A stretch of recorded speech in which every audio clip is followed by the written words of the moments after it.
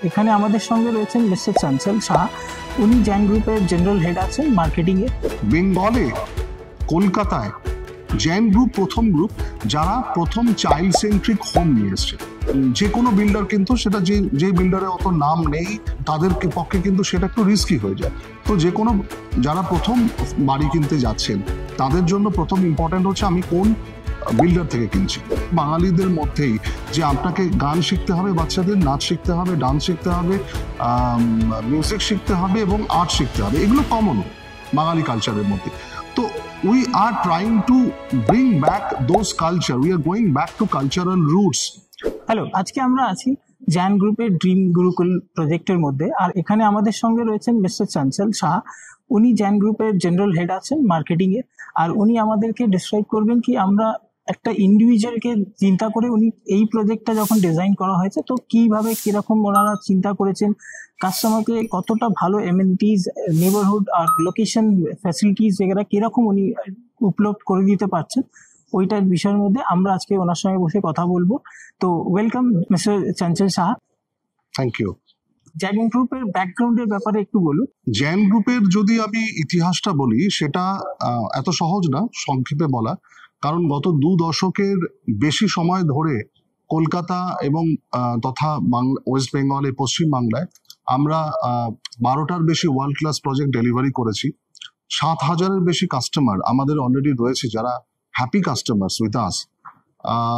এটা একটা ব্যাপার রয়েছে, বাট তার সঙ্গে বড় ব্যাপার রয়েছে Gen group is very conscious about quality, number 1। Number 2, Gen গ্রুপের আরেকটা ব্যাপার, বিশেষ ব্যাপার রয়েছে, সেটা হচ্ছে জ্যান গ্রুপ সবসময় প্রথম থেকেই আর্কিটেকচারাল বিউটির ওপরে এমফাসিস করে এসছে।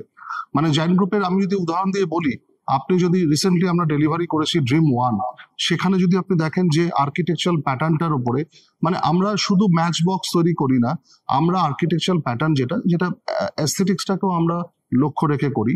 অফকোর্স কোয়ালিটি কনসিয়াসনেস তো আছেই, প্লাস বায়ার্স কি চায় একটা পরিবারের স্পেসের জন্য, থাকার লিভিং স্পেসেসের জন্য কি কি দরকার, সেই সব দিকে জ্যান গ্রুপ লক্ষ্য রেখে বাড়িগুলো বানিয়েছে। যেমন ধরুন যে কোনো পরিবার তার যদি একটা ফ্ল্যাটে থাকার হয় তাহলে সবচেয়ে বড় ইম্পর্টেন্ট হচ্ছে যে আলো কতটা আসছে, বাতাস, এয়ার ভেন্টিলেশন কেমন হচ্ছে, সেইগুলোর দিকে নজর রাখা।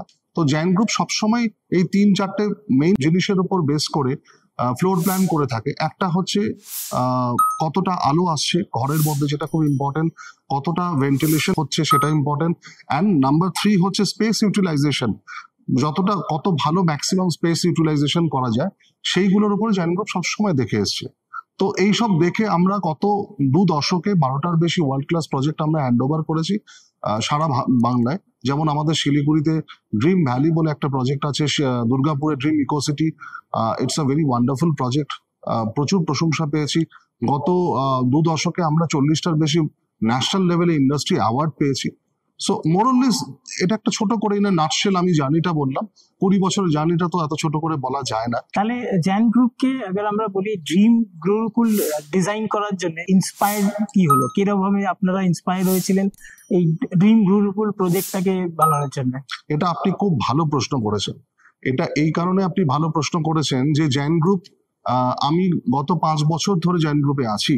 তো এই গত 5 বছরে একটা জিনিস আমি দেখলাম যে জ্যান গ্রুপ আর্কিটেকচারাল প্যাটার্নের উপরে ভীষণ কনসিয়াস, যে খুব ভালো বিল্ডিং এর বাইরের ফাসাদ বা যেটা এলিভেশন বলি সহজ কথায়, কলোকিয়ালি আমরা এলিভেশন বলে থাকি, সেটার উপর সবসময় একটা নজর থাকে যে বিউটিফুল প্রজেক্ট আমরা বানাবো।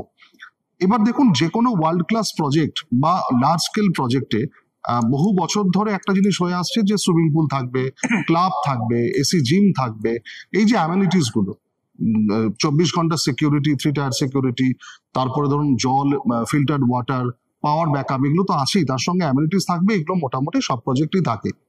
জ্যান গ্রুপের ভাবনাটা হলো আজকের জগতে ডিউরিং দ্য অনস্লট অফ মোবাইল, মানে এই যে অনলাইনের যুগ, এই অনলাইনের যুগে আমাদের বাচ্চারা, বিশেষ করে বাঙালি বাচ্চারা, একটা কথা আমি এর মাঝখানে বলে রাখি যে বাঙালি সোসাইটিতে, বেঙ্গলি কমিউনিটিতে একটা ব্যাপার সবসময় থাকে যে লোয়ার মিডল ক্লাস হোক, মিডল ক্লাস হোক বা আপার মিডল ক্লাস হোক, সব ক্লাসের বাঙালিদের মধ্যেই যে আপনাকে গান শিখতে হবে, বাচ্চাদের নাচ শিখতে হবে, ডান্স শিখতে হবে, মিউজিক শিখতে হবে এবং আর্ট শিখতে হবে, এগুলো কমন বাঙালি কালচারের মধ্যে।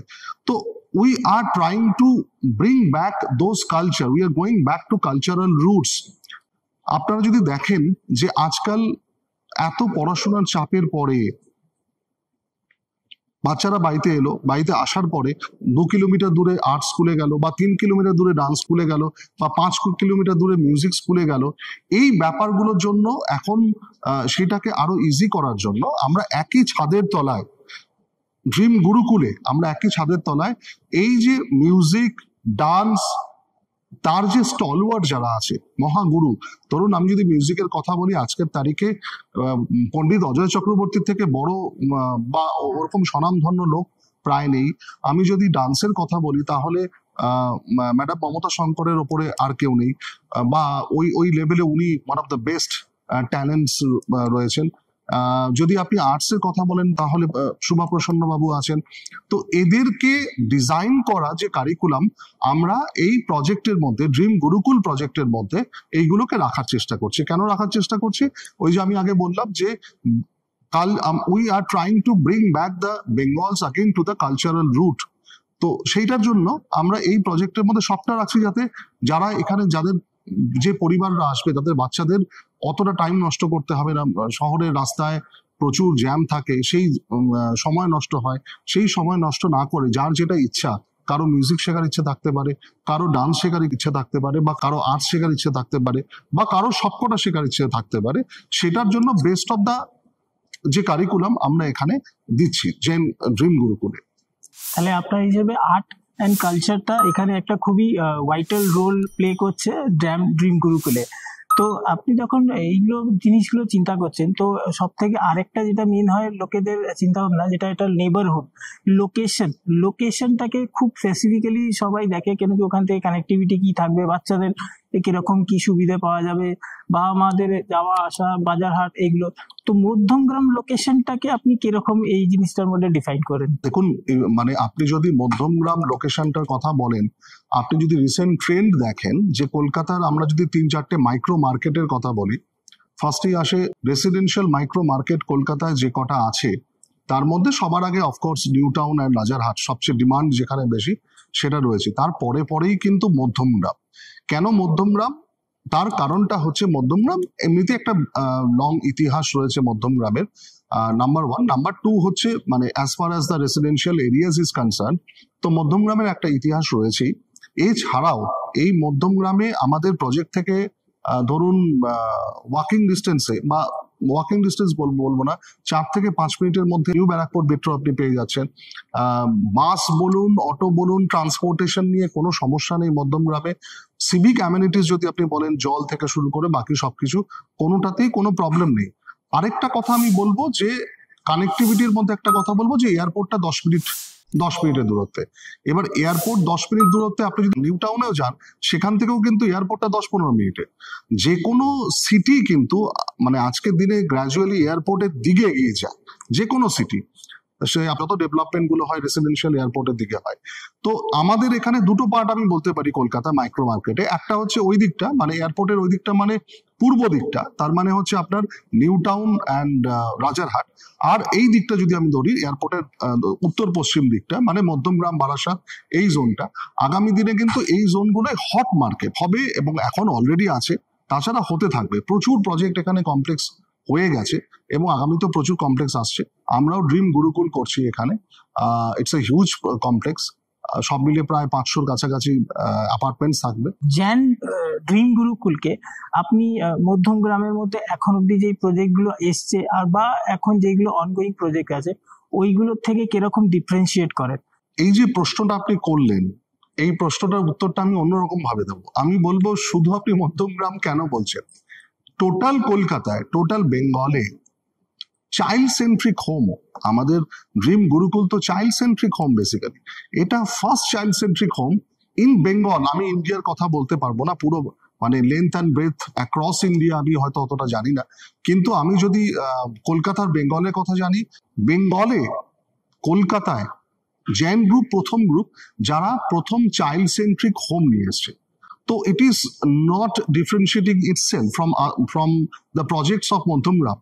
If I talk about entire Calcutta, পুরো ক্যালকাটার সঙ্গে যদি আমি কথা বলি, কলকাতায় কোথাও কিন্তু শিশুদের কথা মাথায় রেখে একটা প্রজেক্ট যে বানানো যায়, বা শিশু এবং কালচার, শিশুর কালচারাল আপব্রিঙ্গিং, এইটা মাথায় রেখে যে একটা প্রজেক্ট বানানো যায়, সেটা কিন্তু জেন গ্রুপ এই ভাবনাটা প্রথম জেন গ্রুপে নিয়ে এসেছে।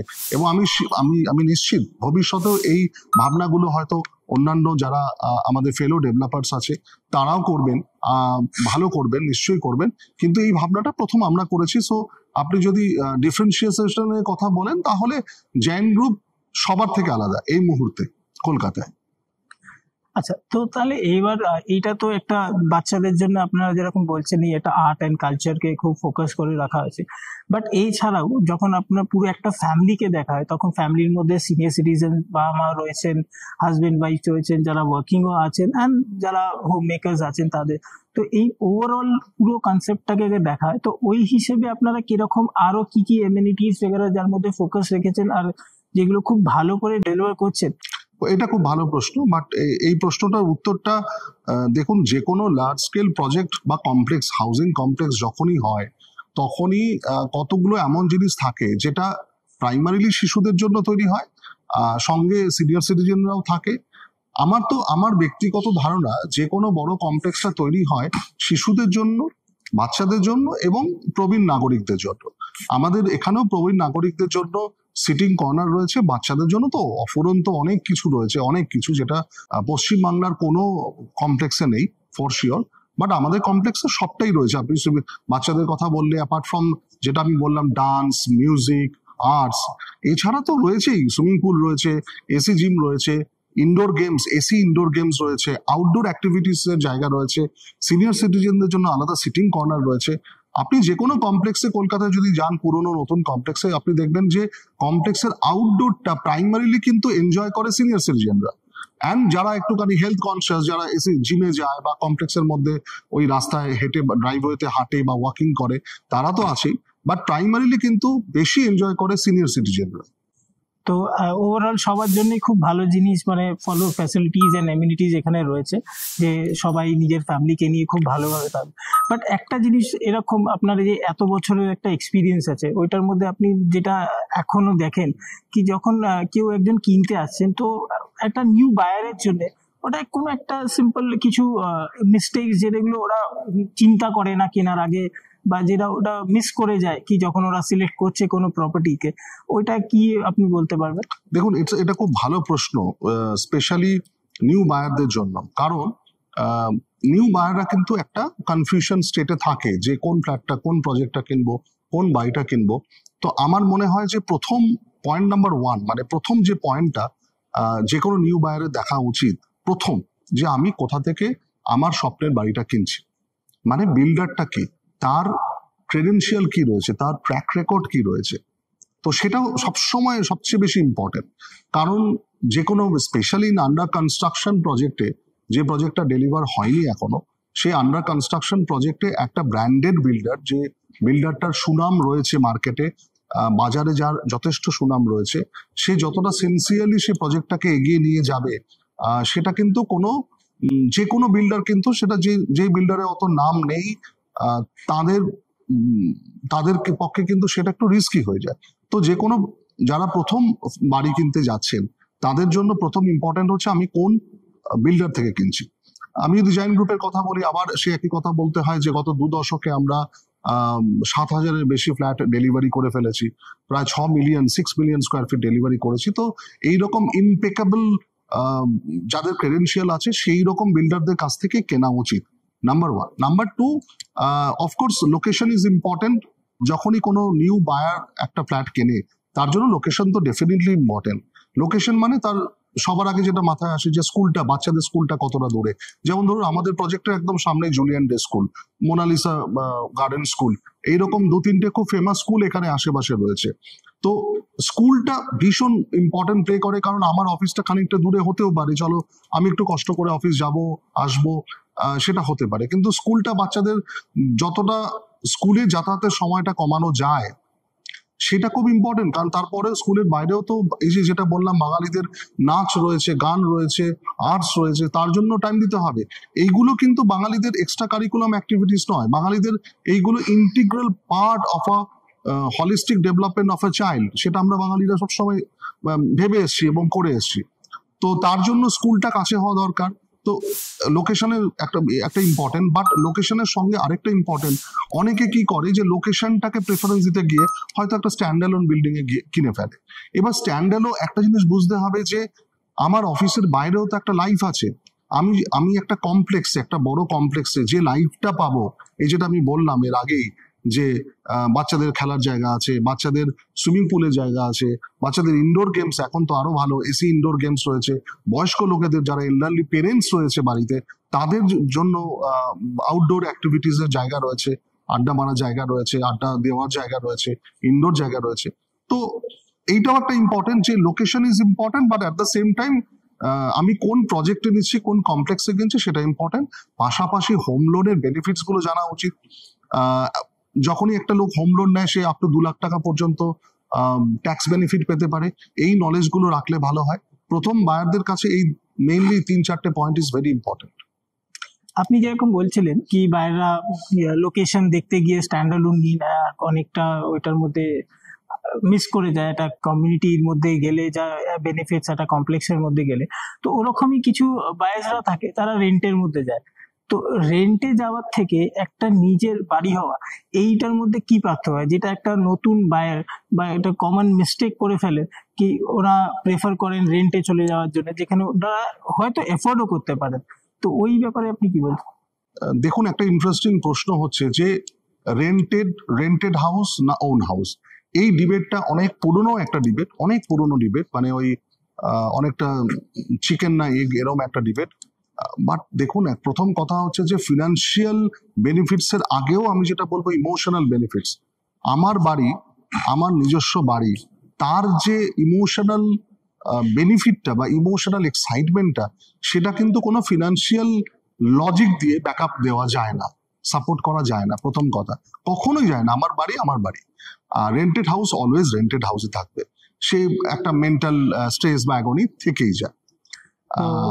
নাম্বার 1। নাম্বার 2 হচ্ছে, তাছাড়াও নিজের বাড়ি নেওয়ার পরে একটা লং টার্মে যে প্রপার্টি অ্যাপ্রিসিয়েশন পাওয়া যায়, সেইটা যদি ক্যালকুলেশন করা যায়, তখন কিন্তু মনে হয় যে তখন বোঝা যায় যে রেন্টেড হাউসের থেকে নিজের বাড়িটাই ঠিক, সবসময় ঠিক।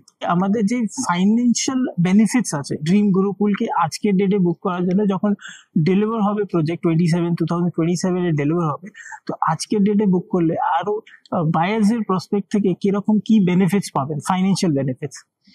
দেখুন, এটা বলতে গেলে আপনাকে একটু ব্যাকে যেতে হবে। এই যে মধ্যমগ্রাম, এখানে যে কটা প্রজেক্ট আজ থেকে 4-5 বছর আগে যে প্রজেক্টগুলো ছিল, তার অ্যাভারেজ প্রাইসিংটা যদি আপনি দেখেন, আর আজকে যদি আপনি অ্যাভারেজ প্রাইসিং দেখেন, তাহলে আপনি দেখবেন মোটামুটি খুব কম করে হলেও 40 থেকে 50% জাম্প হয়ে গেছে।